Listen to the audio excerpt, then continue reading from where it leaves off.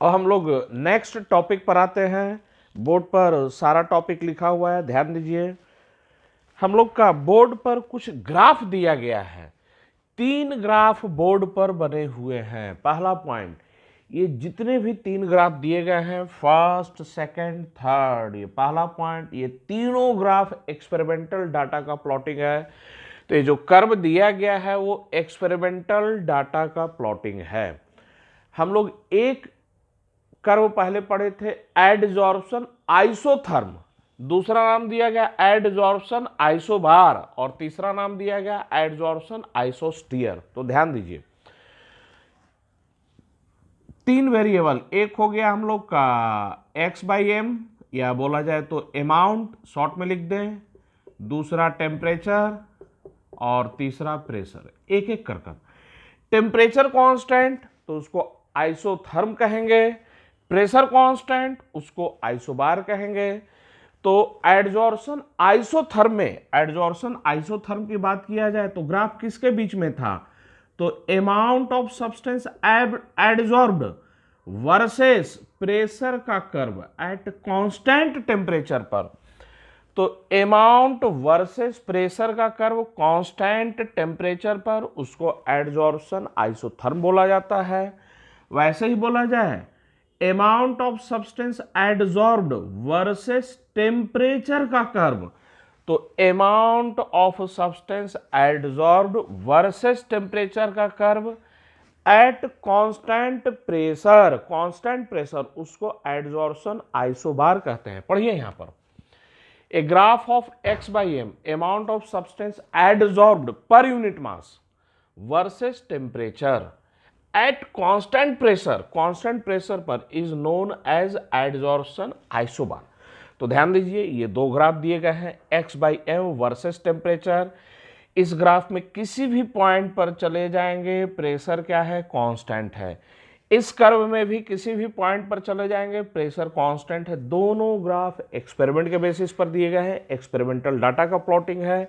याद रखना है ग्राफ को, ये ग्राफ फिजिकल एडजॉर्प्शन का है और ये ग्राफ केमिकल एडजॉर्प्शन का है। तो दोनों कर्व को याद रखना है। चलिए नेक्स्ट कर्व पर आते हैं हम लोग, एडजॉर्प्शन आइसोस्टीयर। तो एडजॉर्प्शन आइसोस्टीयर किसको कहते हैं? टेम्परेचर वर्सेस प्रेशर का graph for a given amount of adsorption. तो इस कर्व में किसी भी पॉइंट पर चले जाए, ये कर्व किसी भी पॉइंट पर चले जाए, एक्स कोऑर्डिनेट प्रेशर बताएगा, वाई कोऑर्डिनेट टेम्परेचर बताएगा, लेकिन गैस का जो अमाउंट एडजॉर्ब हुआ है वो फिक्स लिया गया है। तो इस कर्व में किसी भी पॉइंट पर चले जाए, गैस का जो अमाउंट एडजॉर्ब हुआ है वो फिक्स है। तो पढ़िए, the plot of temperature versus pressure for a given amount of adsorption is called adsorption isostere. तो ये तीनों कर्व एक्सपेरिमेंटल डाटा का प्लॉटिंग है। ये तीनों कर्व हम लोगों को याद रखना है। आप लोग उतारिए।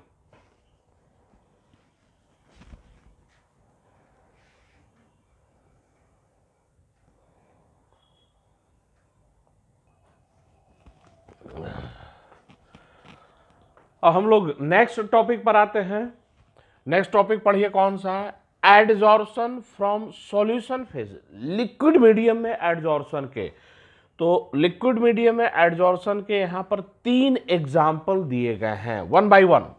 ये फर्स्ट एग्जाम्पल है, ये सेकंड एग्जाम्पल है, और ये हम लोग का थर्ड एग्जाम्पल है। ये थर्ड एग्जाम्पल है। एक एक कर तीनों एग्जाम्पल को हम लोग समझते हैं। फर्स्ट एग्जाम्पल को समझिए। फर्स्ट एग्जाम्पल, एस्टिक एसिड का एक्वस सॉल्यूशन है, एक्वस एस्टिक एसिड। अभी एग्जाम्पल को पढ़ना नहीं है, समझ लीजिए एग्जाम्पल। एस्टिक एसिड का एक्वस सॉल्यूशन, इसमें चारकोल मिलाया गया, इसमें चारकोल मिलाकर और इसको अच्छे से हम लोग क्या कर दिए? सेक कर दिए। तो ध्यान दीजिए, एस्टिक एसिड का एक्वस सॉल्यूशन, उसमें चारकोल मिलाया और उसको अच्छे से हम लोगों ने क्या कर दिया? सेक कर दिया। तो होता क्या है, एसिटिक एसिड के मॉलिक्यूल जो है, एस्टिक एसिड के जो पार्टिकल्स हैं वो चारकोल के सरफेस पर एडजॉर्ब हो जाते हैं। तो सॉल्यूशन में एसिटिक एसिड के जो पार्टिकल्स है वो चारकोल के सरफेस पर एडजॉर्ब हो जाते हैं। फिर जब इस सॉल्यूशन को फिल्टर कर कर चारकोल को जो हम लोग सेपरेट कर लेते हैं, तो ये बताइए अगर यहाँ का कॉन्सेंट्रेशन 0.5 मोलर, कॉन्सेंट्रेशन 0.5 मोलर, हमने इसमें चारकोल मिलाया, अच्छे से सेक किया, अच्छे से इसको हिला दिए पूरा थ्रोली, और उसके बाद फिल्टर किए, फिल्टर कर कर चारकोल को सेपरेट कर लिए, तो ये जो रिजल्टिंग सॉल्यूशन होगा फाइनल वाला, उसका कॉन्सेंट्रेशन 0.5 से क्या रहेगा, कम रहेगा। क्यों? तो सॉल्यूशन में एसिटिक एसिड के जो कुछ पार्टिकल्स थे, वो कुछ पार्टिकल चारकोल के सरफेस पर एडजॉर्ब हो गए। तो सॉल्यूशन में एसिटिक एसिड के नंबर ऑफ पार्टिकल्स डिक्रीज कर गए, कॉन्सेंट्रेशन सॉल्यूशन का क्या करेगा, डिक्रीज कर जाएगा। पहला एग्जांपल पढ़िए। When a solution of acetic acid in water is shaken with charcoal, a part of acid is adsorbed। तो एसिटिक एसिड का कुछ पार्ट, उसके जो पार्टिकल है उसमें से कुछ is adsorbed by charcoal and the concentration of acid decreases in the solution. चलिए नेक्स्ट एग्जांपल पर हम लोग आते हैं। नेक्स्ट एग्जांपल, लिटमस का सॉल्यूशन दिया हुआ है। नेक्स्ट एग्जांपल में बोला जाए कि हम लोग का लिटमस का सॉल्यूशन है। लिटमस का सॉल्यूशन आइदर या तो ब्लू कलर का होगा या तो क्या होगा, रेड कलर का होगा। लिटमस सॉल्यूशन या तो ब्लू कलर या तो रेड कलर का होगा। जब इसमें चारकोल मिलाकर इसको अच्छे से सेक करते हैं, तो जो कलरिंग मटेरियल है वो कलरिंग मटेरियल चारकोल के सरफेस पर फिर से एडजॉर्ब हो जाता है। तो मैं रिपीट कर रहा हूं, लिटमस सॉल्यूशन में जब चारकोल को मिलाया गया और अच्छे से सेक करते हैं, वेल सेकेंड, तो कलरिंग मटेरियल के जो पार्टिकल्स होते हैं वो चारकोल के सरफेस पर एडजॉर्ब कर जाते हैं। तो इस सॉल्यूशन को जब फिल्टर कर कर चारकोल को सेपरेट करेंगे, तो जो रिजल्टिंग सॉल्यूशन होता है वो कलरलेस हो जाता है। तो नेक्स्ट एग्जांपल पढ़िए। Similarly the litmus solution when सेकन with charcoal becomes colourless. तो ये दोनों एग्जाम्पल अच्छे से कंठस्थ रखने हैं। तीसरा एग्जाम्पल पर हम लोग आते हैं, थर्ड एग्जाम्पल। तो ये जितने भी एग्जाम्पल हैं एडजॉर्प्शन के सॉल्यूशन फेज में, ये सब ऑब्जेक्टिव टाइप क्वेश्चन के लिए हम लोग को क्या रखना है, बिल्कुल कंठस्थ रखना है। एक सॉल्यूशन है जिसमें मैग्नीशियम हाइड्रोक्साइड का क्या बना हुआ है, प्रेसिपिटेट बना हुआ है। तो ये मैग्नीशियम हाइड्रोक्साइड का क्या है, हम लोग का प्रेसिपिटेट है, ठीक है ना। और इसमें मैग्नेशन रीजेंट है, मैग्नेशन रीजेंट जिसका कलर क्या होता है, ब्लू कलर का होता है। तो मैग्नीशियम हाइड्रोक्साइड का प्रेसिपिटेट मैग्नेशन रीजेंट के प्रेजेंस में ब्लू कलर का हो जाता है। तो उसके पीछे का रीजन क्या होता है कि ये जो मैग्नेशन के जो पार्टिकल्स हैं, वो पार्टिकल्स इसके सरफेस पर, प्रेसिपिटेट के सरफेस पर क्या हो जाते हैं, एडजॉर्ब हो जाते हैं।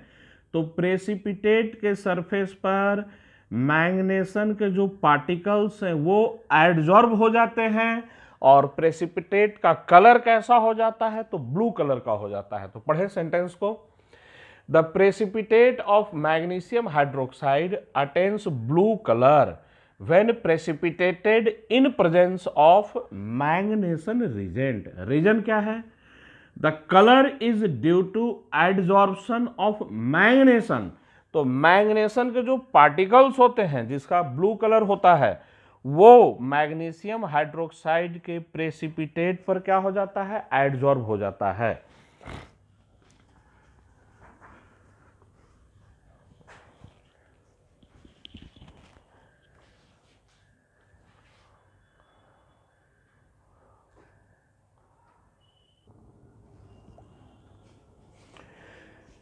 चलिए हम लोग नेक्स्ट पॉइंट पर आते हैं, एडजॉर्प्शन फ्रॉम सॉल्यूशन फेज। तो सबसे पहला पॉइंट जो सबसे नीचे में लिखा है उसको पढ़िए। The exact mechanism of adsorption in solution phase is not known. सबसे पहला पॉइंट, आगे कुछ भी पढ़ने से पहले ये पॉइंट अपने दिमाग में बैठा लीजिए।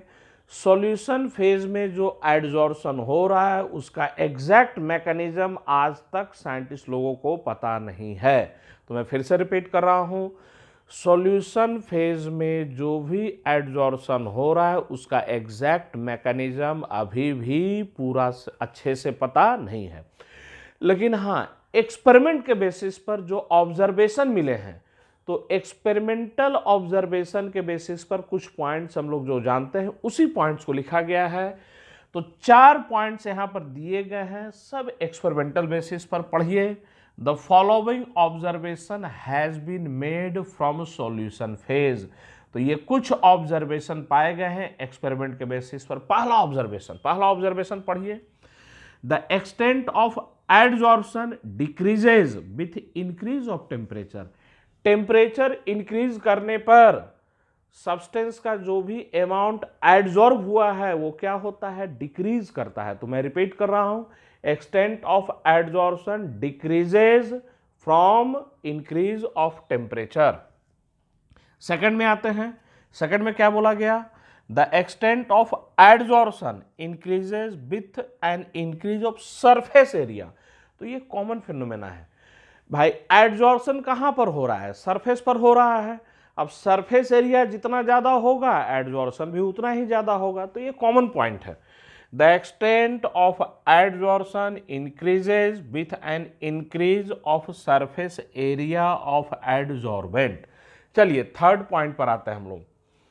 The extent of adsorption depends on the concentration of solute in solution. Solute के कॉन्सेंट्रेशन पर ये एडजॉर्प्शन का अमाउंट क्या कर रहा है हम लोग का, डिपेंड कर रहा है। तो मैं फिर से रिपीट करता हूं, the extent of adsorption depends on the concentration of solute in solution. तो सॉल्यूट के कॉन्सेंट्रेशन पर एडजॉर्प्शन का अमाउंट क्या कर रहा है, डिपेंड कर रहा है। नेक्स्ट पढ़िए। और एडजॉर्प्शन का अमाउंट और किस पर डिपेंड करता है, तो extent of adsorption depends on nature of the adsorbent and the adsorbate। तो मैं फिर से रिपीट कर रहा हूं, दोनों पॉइंट को कंबाइन कर कर सॉल्यूशन फेज में जो भी एडजॉर्प्शन हो रहा है वो किस पर डिपेंड कर रहा है, concentration of solute in solution. दूसरा point, nature of adsorbent and nature of adsorbate. तो extent of adsorption in solution phase depends upon A, पहला पॉइंट किस पर, तो कॉन्सेंट्रेशन ऑफ सॉल्यूट। बी में nature of adsorbent and nature of adsorbate.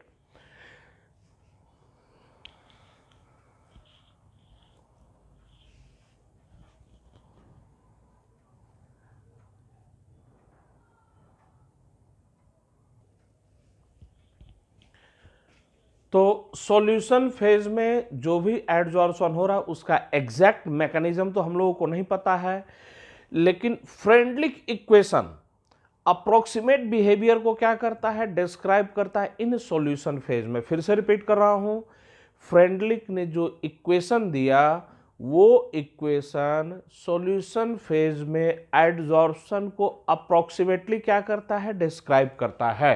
तो हम लोग उसी इक्वेशन पर फिर से आ रहे हैं। Freundlich equation approximately describes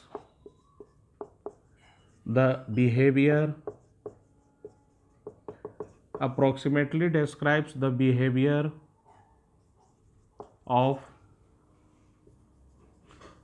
adsorption in solution phase।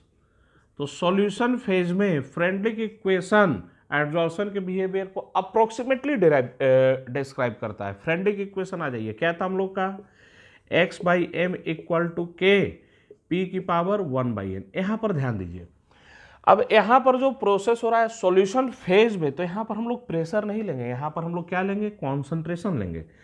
तो थोड़ा स्लाइट मॉडिफिकेशन किया जा रहा है, ये है कॉन्सेंट्रेशन की पावर 1/n, जहाँ पर हम लोग का n का value greater than equal to 1।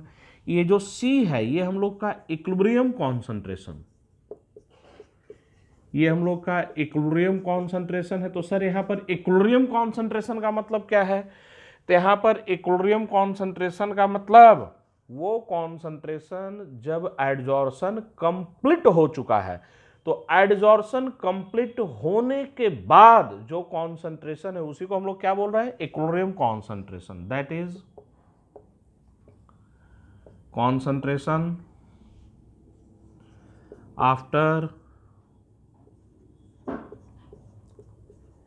Adsorption is complete. Adsorption complete होने के बाद जो कॉन्सेंट्रेशन बचा उसी को हम लोग क्या बोल रहे हैं, इक्विलिब्रियम कॉन्सेंट्रेशन।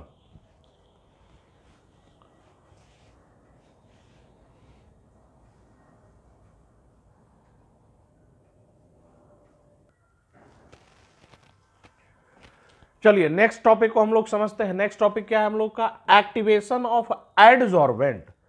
तो एक्टिवेशन ऑफ एडजॉर्बेंट किसे कहते हैं, ध्यान से समझिएगा। किसी एडजॉर्बेंट पर कोई दूसरा सब्सटेंस क्या होता है, एक्युमुलेट होता है। मैं याद दिलवाता हूं, जो पार्टिकल, जो सब्सटेंस दूसरे सब्सटेंस के सरफेस पर एडजॉर्ब हो रहा है, तो जिस सब्सटेंस के सरफेस पर एडजॉर्ब हो रहा है उस सब्सटेंस को क्या बोलते हैं, एडजॉर्बेंट। तो उस सब्सटेंस का एडजॉर्बिंग पावर को इंक्रीज करना, जैसे मैं बोलूं भाई ये जो सब्सटेंस है इसी के सरफेस पर पार्टिकल एक्युमुलेट होंगे तो ये एडजॉर्बेंट कहलाएगा। अब क्या करें, ऐसा क्या करें कि इसका एडजॉर्बिंग पावर क्या हो जाए, इंक्रीज हो जाए। तो एडजॉर्बेंट का एडजॉर्बिंग पावर इंक्रीज करना उसी को हम लोग क्या बोलते हैं, एक्टिवेशन ऑफ एडजॉर्बेंट। मैं फिर से रिपीट कर रहा हूं, ये जो एडजॉर्बेंट है इसके सरफेस पर जो पार्टिकल्स एक्युमुलेट होंगे तो इस एडजॉर्बेंट का एडजॉर्बिंग पावर को इंक्रीज करना उसी को हम लोग क्या बोलते हैं, एक्टिवेशन ऑफ एडजॉर्बेंट।